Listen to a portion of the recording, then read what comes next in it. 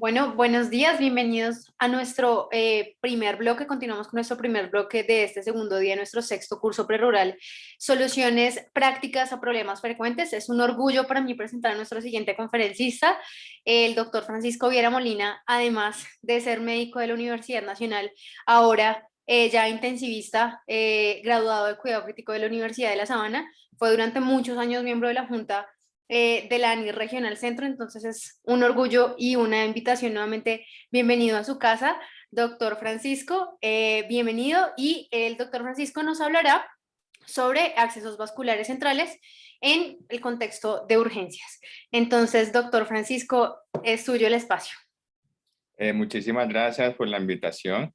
En el momento que comenzamos a hacer la revisión de los accesos vasculares en situaciones de emergencia, realmente se encuentra uno con otra situación, que es mucho más fácil comprender ese tema desde la parte de las situaciones de urgencias que se encuentran de manera más común y de cómo debemos administrar este tipo de medicamentos, lo cual creo que será muchísimo más práctico durante su rural.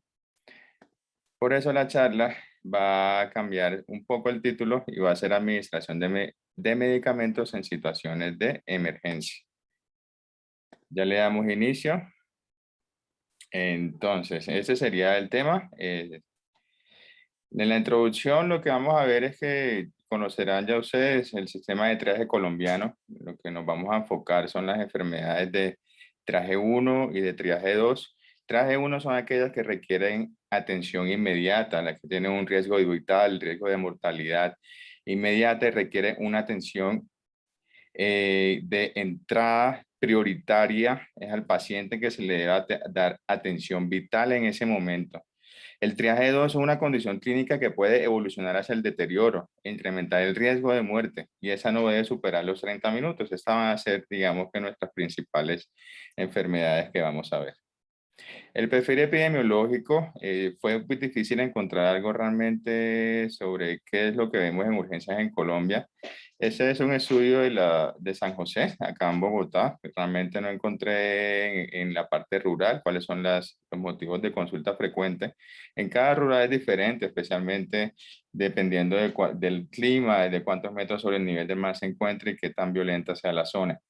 Respecto al triaje, la mayoría son triaje 2 y triaje 3, muy pocos triaje 1 y mucho menos, y triaje 4, que son los que se envían casi siempre a consultas cernas, o se vuelven para la casa. Nos vamos a seguir enfocando entonces en esos de triaje 1 y de triaje 2. Motivos de consulta, aquí en San José, pues fue Bogotá. Principal es dolor abdominal, trauma, cefalea, cuerpo extraño en esófago, síntomas oculares, dolor lumbar. Muy importante el dolor torácico, disnea, ahogo, masa, abultamientos posoperatorios. Y dependiendo de la edad puede cambiar los motivos de consulta.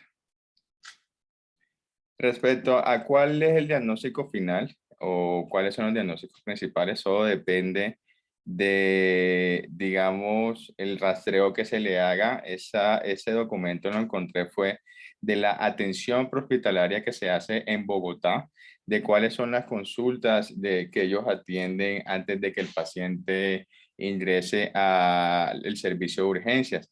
Y si se dan cuenta, las principales causas por código son causas violentas, lesiones personales, riñas, heridos, maltrato a la mujer, muy importante, violencia sexual.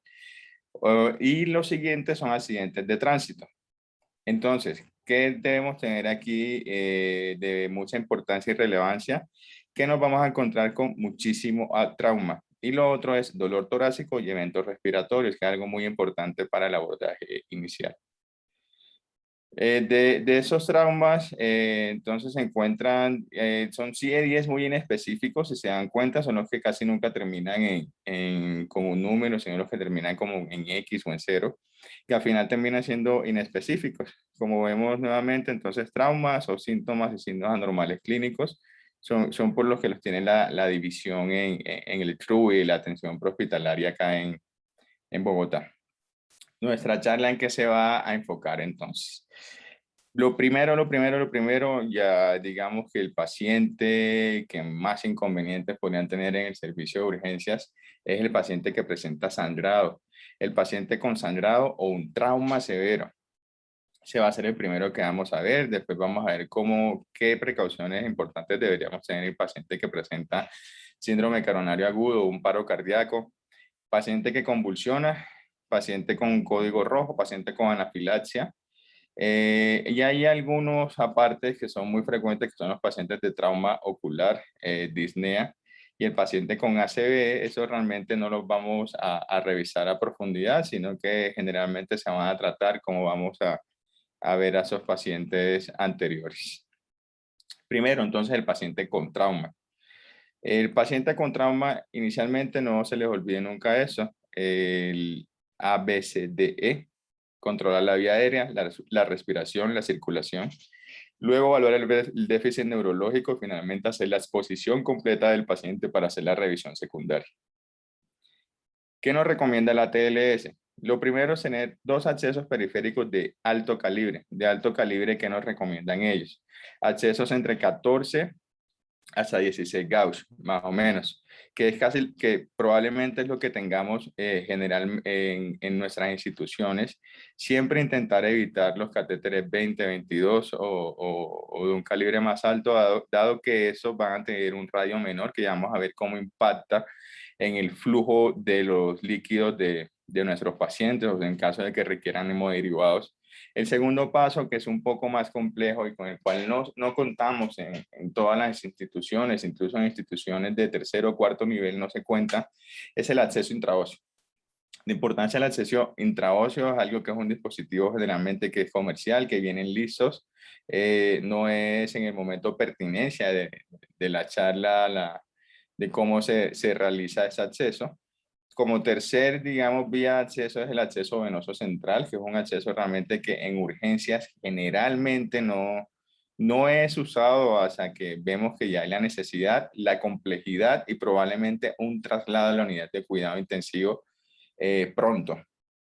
Y por último, la venotomía quirúrgica, que se sale, digamos, de esa intervención, es algo que prácticamente que casi siempre hacen los cirujanos, especialmente los cirujanos de trauma.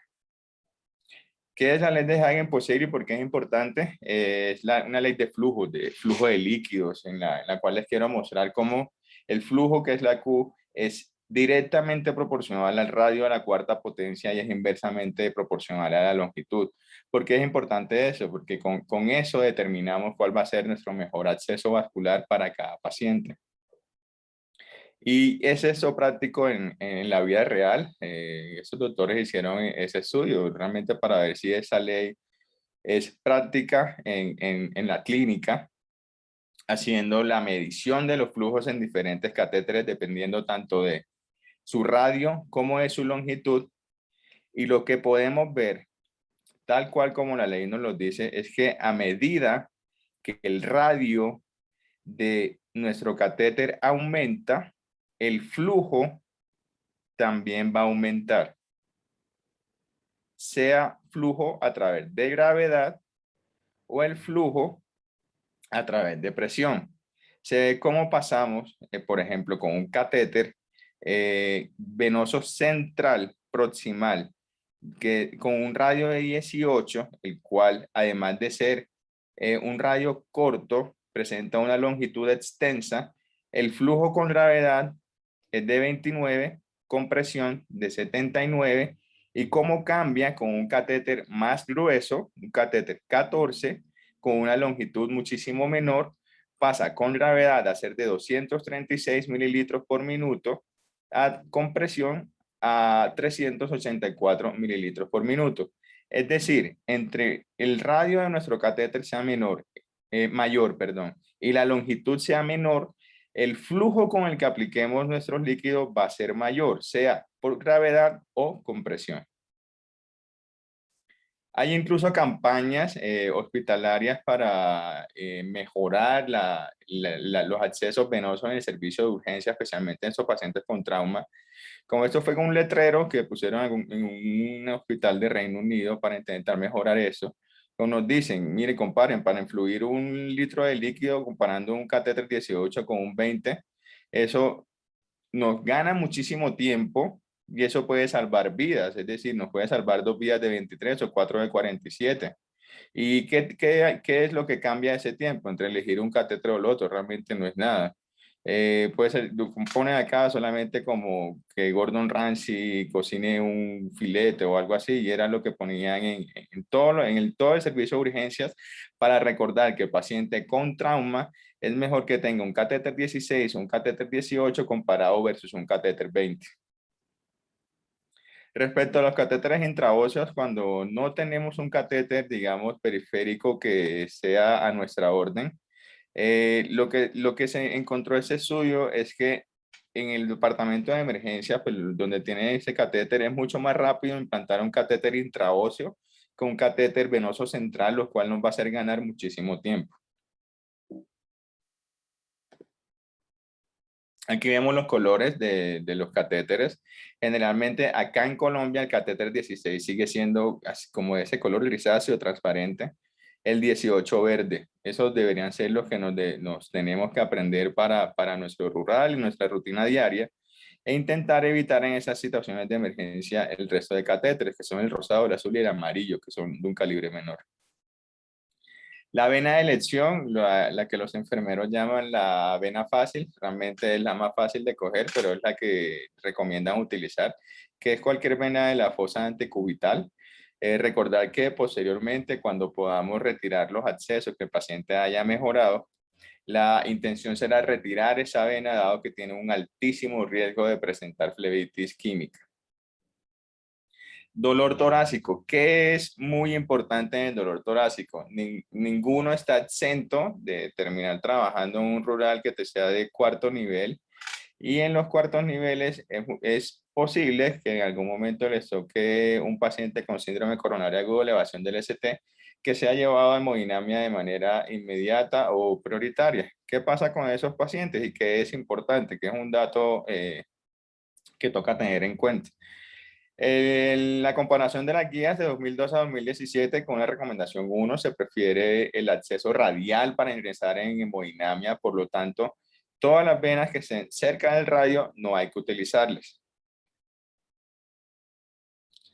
Accesos vasculares en situaciones de paro. ¿Por qué paro después de dolor torácico? Porque generalmente los pacientes que lleguen en paro, la primera causa de ese paro generalmente es un síndrome coronario agudo, sea un infarto con elevación del ST, sin elevación del ST, o una muerte súbita que nosotros vamos a intentar abortar. ¿Cuáles son las recomendaciones? El primer acceso que vamos a intentar utilizar es intravenoso. Si no podemos utilizar el intravenoso, la siguiente recomendación es un acceso intraóseo. Si un intraóseo no lo tenemos, la siguiente recomendación es un catéter venoso central. Generalmente siempre vamos a lograr el primero, casi siempre. Y el tercero, que es el central, muchas veces no lo vamos a tener a la mano. ¿Qué pasa? Y mucho menos un paciente que está en paro, que es muy difícil de poner un catéter venoso central en paro. ¿Qué pasa con esos pacientes si no tenemos ningún acceso? ¿Cuál sería nuestra cuarta ruta? Tenemos un paciente que iniciamos reanimación y digamos que afortunadamente pudimos asegurar la vía aérea. Nuestra cuarta ruta de administración de medicamentos va a ser la vía endotraqueal, pero intentar dejarla de última siempre. ¿Qué pasa con esa vía? Que es la menos preferida. Las concentraciones de los medicamentos son bajas y son impredecibles y hay un menor retorno a la circulación espontánea de la sobrevida, como se evidenció en ese estudio, donde compararon la resucitación de pacientes de manera retrospectiva en la vía intravenosa versus la vía endotraqueal. En la vía endotraqueal hubo un menor retorno a la circulación espontánea, 15% versus 27%. A la llegada al hospital, el retorno a esa fue de 9% versus 20%. Y la muerte durante la estancia hospitalaria en todo fue prácticamente, o la sobrevida fue del 0% de los pacientes que se administró medicamentos por vía endotraqueal, y por vía intravenosa se salvó el 5%. Es decir, es muy probable que un paciente que se le administre el medicamento por vía endotraqueal no tenga los mismos desenlaces que un paciente que se le administre los medicamentos por vía intravenosa. De algunas recomendaciones que se encuentra es que si se van a administrar los medicamentos por vía endotraqueal, dado que la concentración es completamente errática, se doblen las dosis. Recomendaciones de dosis, por ejemplo, de la epinefrina. Epinefrina entonces serían 2 miligramos cada 3 a 5 minutos. La amiodarona serían 600 miligramos, la segunda dosis de 150 y ya el ajuste de las dosis de lidocaína sería también duplicarlas. Primera dosis de 2 a 3 miligramos por kilo y la siguiente dosis de 1 a 1.5 miligramos por kilo, dependiendo del ritmo en que se encuentra nuestro paciente. Estatus epiléptico, muy importante, tanto como en adultos y niños. Estas recomendaciones que voy a dar aplican para ambos grupos poblacionales porque no están exentos de que le lleguen pacientes pediátricos convulsionando a su servicio. Este es un estudio de New England Journal 2012, el estudio Rampart, que quiso comparar la administración de medicamentos por vía intramuscular versus intravenoso en un paciente con estatus epiléptico. Lo que hicieron fue administrar de manera intramuscular midazolam versus compararlo de manera el midazolam intravenoso. Era un estudio de no inferioridad y el primer desenlace fuerte de ellos era el cese de las convulsiones y como nos damos cuenta en esa gráfica, no hubo ninguna diferencia en el desenlace fuerte, es decir, comparado midazolam intramuscular versus intravenoso, no tienen ninguna diferencia. Y en los desenlaces secundarios que fueron intubación endotraqueal a los 30 minutos de la llegada a urgencia, hospitalización, admisión a UCI, que persistieran las convulsiones o hipotensión, tampoco tuvo ninguna diferencia. Es decir, administrar midazolam intramuscular o intravenoso, cualquiera de las dos rutas es preferida, dado que en muchos casos los pacientes que están convulsionando, especialmente si tienen una convulsión tónico-clónica generalizada, es muy difícil alcanzar un acceso intravenoso. Ese metaanálisis comparó midazolam no intravenoso versus diazepam rectal o intravenoso para el tratamiento del estatus epiléptico temprano. ¿Qué querían ver ellos? Ese primer forest plot es de efectividad del tratamiento, es decir, de cese de las convulsiones, como se dan cuenta. El diamante está en todo el centro, es decir, no hay ninguna diferencia entre diazepam o midazolam, cualquiera de los dos se puede aplicar. Acá me refiero a midazolam por vía intramuscular y hay un midazolam especial que es sublingual, que no contamos acá en Colombia. Y con el diazepam, recordar que es intravenoso o rectal. Eventos adversos o eventos catastróficos con la administración de alguno de los dos, realmente ninguno, son casi que igual de seguros. La duración de la convulsión fue menor con midazolam, es decir, que esa se preferiría midazolam intramuscular comparado con diazepam intrarrectal o intravenoso. Y una de las cosas para tener en cuenta es que socialmente es mejor aceptado la administración de un midazolam intramuscular que intentar administrarle vía rectal diazepam a un paciente. Algo muy corto de código rojo, es solo para recordarles que una de la primera causa de hemorragia postparto es la atonía uterina y dentro de los medicamentos que utilizamos para la atonía uterina en esos pacientes es la metilergonobina, la cual recuerden se administra por vía intramuscular y la dosis se debe repetir cada 2 a 4 horas. Y la importancia del misoprostol es que no es necesario solamente administrarlo por vía intrarrectal, sino que también podremos administrarlo por vía sublingual y la vía sublingual es casi igual de rápida que la vía intrarrectal, que es algo para tener en cuenta que no se nos puede pasar. De importancia, anafilaxia. Les puede llegar mucha anafilaxia al rural, se ve de manera muy frecuente. Ya hay un error muy común en los pacientes con anafilaxia y es que la adrenalina siempre intentan administrarla de manera intravenosa. Y para tener en cuenta, incluso tomándolo como hoy, un cuarto nivel, UCI, ayer una paciente presentó anafilaxia secundaria a la administración de plaquetas y la administración que se hizo de la adrenalina no fue ni siquiera intravenosa, fue subcutánea. Y ninguna de esas dos fue la recomendación. La adrenalina en un paciente que presenta anafilaxia es por vía intramuscular, con esa dosis que ven ahí de 0.01 miligramos por kilo, con máximo 0.5 miligramos administrarla cada 5 minutos. Generalmente con la primera o la segunda dosis, la anafilaxia va a ceder. Si el caso se vuelve más complejo y el paciente persiste en anafilaxia y en choque, ya el manejo es diferente, pero para el manejo inicial es adrenalina intramuscular. Vamos con los Mythbusters. Hay algo con lo cual nosotros nos encontramos todo el tiempo en la UCI y es que los pacientes nos llegan con 40-20 de tensión, 60-30 de tensión, frecuencia cardíaca de 150, choqueados, a veces remitidos o dentro de nuestras mismas instituciones y existe la excusa frecuente de que no le administré o no le puse vasopresores porque no tiene un acceso venoso central. ¿Será que podemos administrar los medicamentos vasopresores por vía periférica? ¿Realmente será necesario completamente esa vía central? No, ese es una revisión sistemática de metaanálisis de ese año, donde encontraron 16 estudios para adultos, 7 estudios para niños, donde querían ver si había efectos adversos o desenlaces catastróficos en pacientes que se le administrara vasopresores por vía periférica, y lo que encontraron es que la proporción de eventos adversos realmente es exageradamente baja. Es decir, la incidencia de los eventos adversos asociada con la administración de vasopresores es exageradamente baja. Si usted tiene un paciente en el cual requiera la administración de vasopresores y tenga una vía periférica, por favor, inicie el vasopresor por la vía periférica y ya en un servicio de mayor complejidad o nosotros en la UCI miramos cómo resolvemos después. Porque es mejor que un paciente tenga estabilidad hemodinámica ante una condición clínica crítica a pensar en que realmente requiere un catéter venoso central, lo cual con ese metaanálisis vemos que no es cierto. La recomendación sería, si requiere vasopresor y lo único que tiene es una vía periférica, por favor, administrelo. Continúe su reanimación de manera temprana. Conclusiones, en trauma, que es lo que más nos preocupa en el servicio de urgencias para alcanzar un acceso venoso, la recomendación es 2 vías periféricas, número 14, número 16, máximo 18. De 20 hacia arriba no nos va a servir.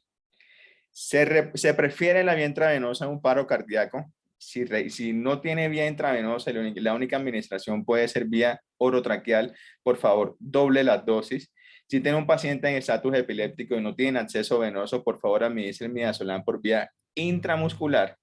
En código rojo podemos administrar el misoprostol por vía sublingual, oral o intrarrectal.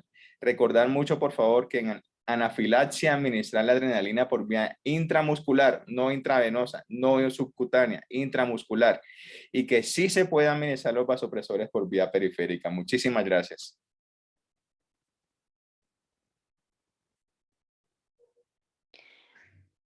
Doctor Francisco, increíble, increíble presentación. Ya hubiera querido yo tener más que recordaris como estas claves fundamentales para el manejo de los pacientes en urgencias. Creo que nos dio las pistas a todos los que alguna vez estuvimos en un servicio de urgencias como complicados. Pero entonces Sí. queda esta charla grabada. Nuevamente le reitero mi profundo agradecimiento. Creo que esta charla para repasar, para volver a ver, para mandarla a todo el mundo. Muchas, muchas gracias. Nuevamente, bienvenido a su casa y estamos muy pendientes de la siguiente conferencia. A ustedes muchísimas gracias.